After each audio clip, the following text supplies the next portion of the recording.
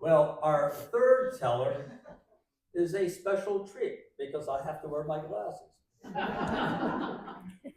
Nancy Reeder, after 23 years teaching the elementary grades, she left it to become a storyteller with no idea where that would take her.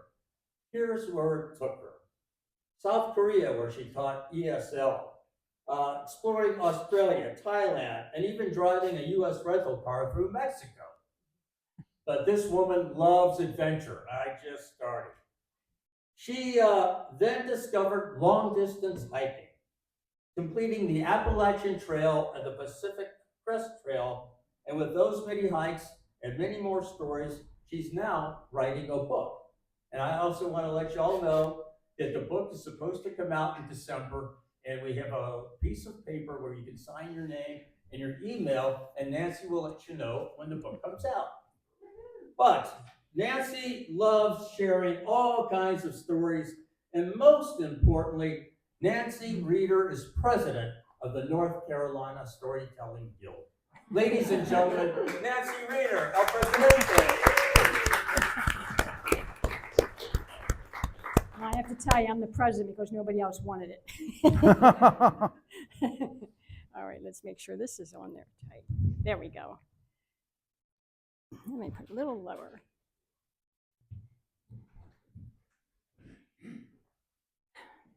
One day, we were standing on the deck of our house when my friend Lonnie and I were looking out the windows across, or out the mountain to the mountains, and we were standing there, and he said, "I'd like to be on top of that mountain." Well, that started us hiking the Appalachian Trail. We live in Franklin, and the trail there goes basically around the town and the valley. And when I was seeing all those hikers headed north, I said to Lonnie, why don't we do that? Because I was amazed that I could walk that one trail all the way to the north, to Maine. And he looked at me and he said, what for? And I said, to hike. He said, well, what would we do all day? And I said, hike. Well, he was used to going to see waterfalls. Well, it took him a while longer, but we were soon both planning to do the trail. But we had another problem. Neither one of us liked to hike in the hot summer months, which is what this people who start in Georgia end up doing. We don't like the bugs, the humidity, and everything else, ticks. Well, I'm from Pennsylvania and he's from St. Louis, so we both know about humidity. Then I remembered that my cousin's daughter, Molly LaRue, had hiked the trail southbound. So that worked for both of us, and that's what we decided to do. On July 29th, 2009, we summited Mount Katahdin. Then we started walking home.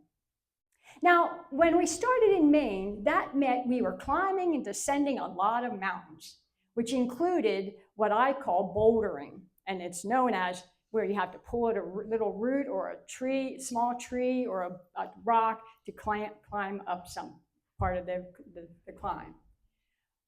When we were climbing up, I realized something at first. First, that we were building up our leg muscles. And I've seen enough people coming through Franklin who have started in Georgia and have problems with their knees. And then also, there was something else I learned, but I didn't realize it until later. After 240 miles, we were climbing up Baldpate Mountain. It was a steep climb. Lonnie always waits for me at the top. He's a faster hiker than I am. And as I was going through, grabbing this and grabbing that to help myself up, I finally came to above the trail, when I'm above trees. And there I saw in front of me this rock face, just a slab rock, and I could feel the wind blowing behind me because I'm now above tree line, but I couldn't find the next white block, the white rectangle that marks the trail. I'm looking around and I froze because I thought, surely I'm not supposed to go up that slab because it looked like the sky was there at the end of it, and I imagined something like a huge drop on the other side. I turned around, crouching down with the wind whipping at my back, probably 30 miles per hour. And I felt I could see all of Maine behind me. I was scared. Now, I'd been looking for those white rectangle blazes, but there weren't any there. I looked to my left and I saw a small little sapling. I thought I could get to that, and I crawled to it. And then I saw another one and crawled to that, and then I saw it. It was a rock cairn, which is a stack of rocks that show the pathway when there aren't any white blazes. And it had toppled over from the wind.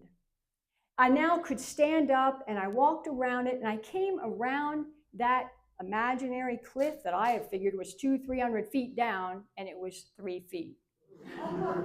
But there stood Lonnie, and he was waiting for me, and he had a look on his face like I was feeling. What the heck are we doing out here? But there was nothing we could do. We had to keep going forward. The next day, we came to Old Speck. Now that mountain, again, a tough climb, was named because it had a lot of slab rock and a lot of trees. So from the distance, it looked like a speckled mountain. So Old Speck. But something shifted inside of me. As I climbed up that and I began the descent, I wasn't scared anymore. I didn't realize how scared I had been. And now something came over me and I said, I can handle anything this trail gives me, as well as what I did in Pacific Crest Trail and any trail I go out and hike now. And I've kept that with me since then. But the next day, we came to the most dreaded mile of the entire Appalachian Trail. Anyone know what it is? Yes. And it's not a mountain. It's the Mahoosic Notch. It's a long, boulder-filled valley between two steep slopes, a mile long, where you have to go around these boulders, some as big as cars and trucks. And they came tumbling down during the Ice Age when it receded, they say.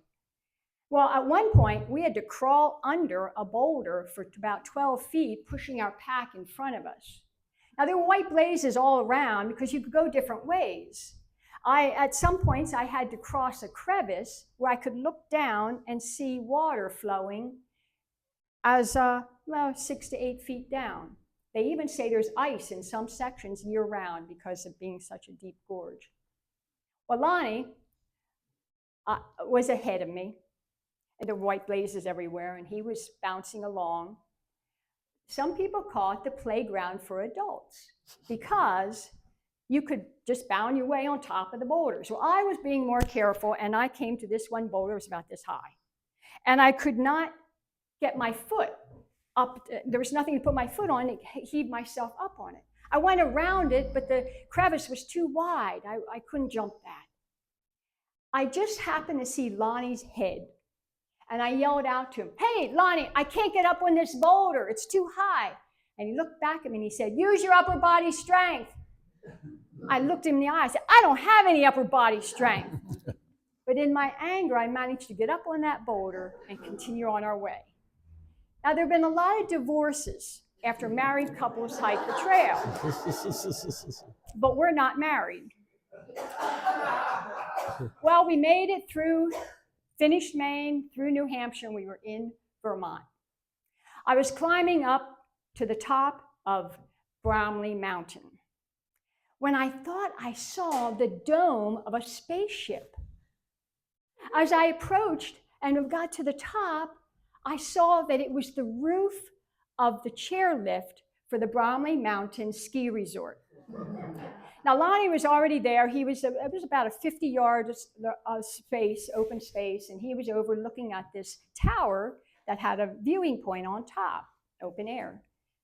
And his pack was on the ground. There was a little building beside it. Well, I walked over and joined him and climbed up the tower, and now it was October at this point, and the fall colors were everywhere. It was gorgeous. I looked out to the west, though. I saw these steely gray clouds coming our way, and I knew what that meant. probably rain. You see, there's snow in Vermont all all winter, and the rest of the year it's all rain. In fact, it rained. It was sunshine the first day we entered Vermont, and the last day we left Vermont, and all the other days we had rain at some point.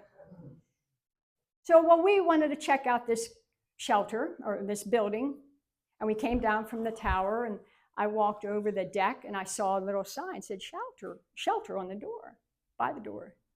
I tried the doorknob, and it opened. Well, we walked in, we were looking around. There's a space, about the room this size, one table, one counter, there was a counter at one side, and big picture windows that we had passed when we crossed the deck to go in the door. There was a grate on the floor, which I understood for the ski boats to get the snow off their boots in the winter, place for people to get warm. Well, I said to Lonnie, I knew rain was coming, and it was nearing dark now at this point. I said, why don't we pitch the tent right here in the shelter?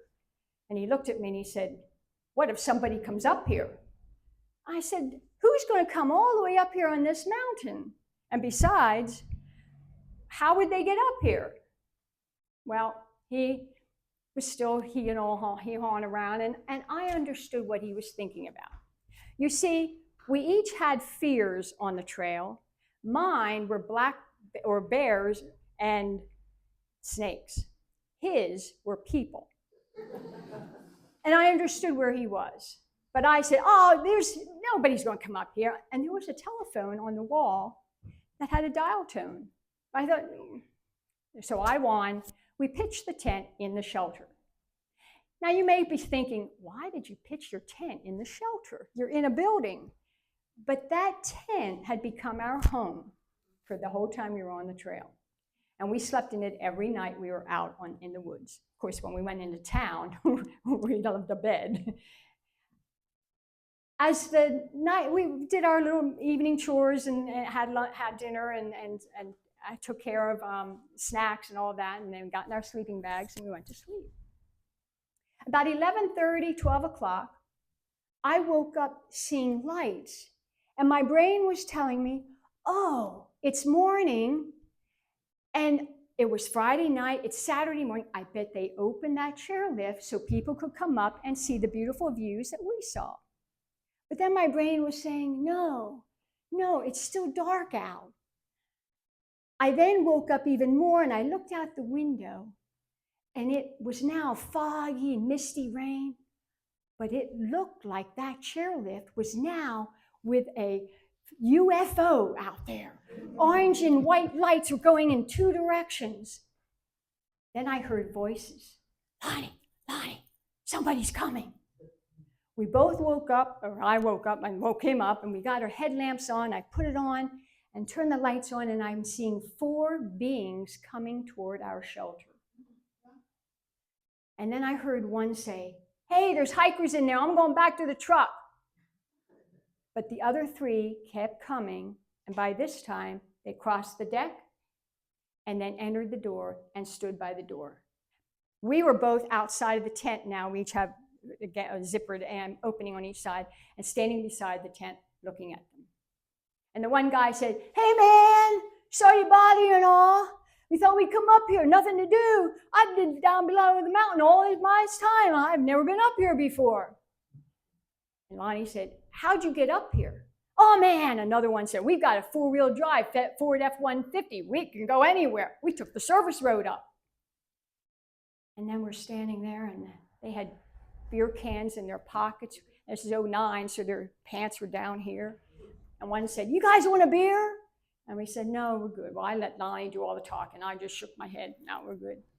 Then another said, you guys blaze? And I'm thinking, blaze? All I could think about was those white rectangles we had been following.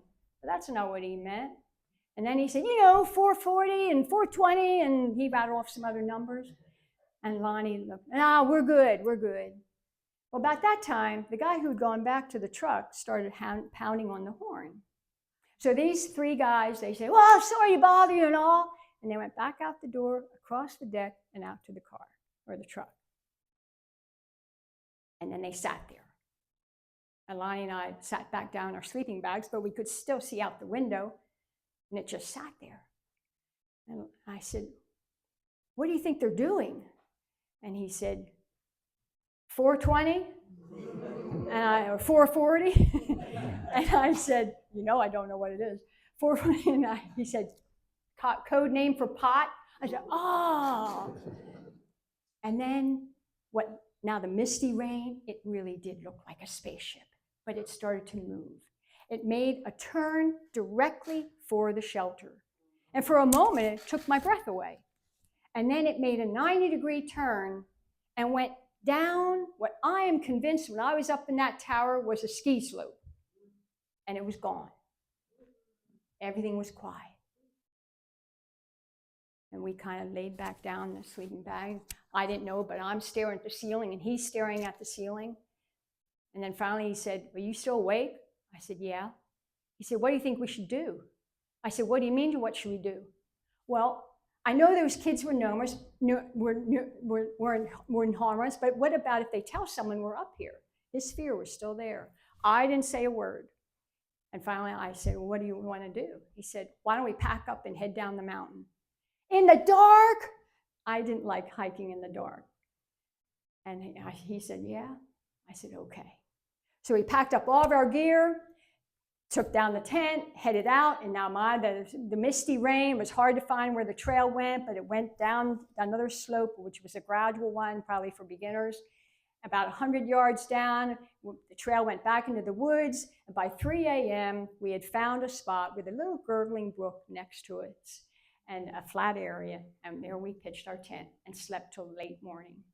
And we never did have any more trouble at Bromley Mountain.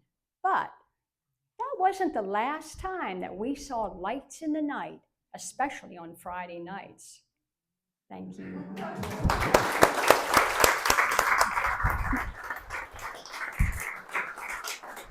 Thank you, Nancy. Nancy Reeder, everybody.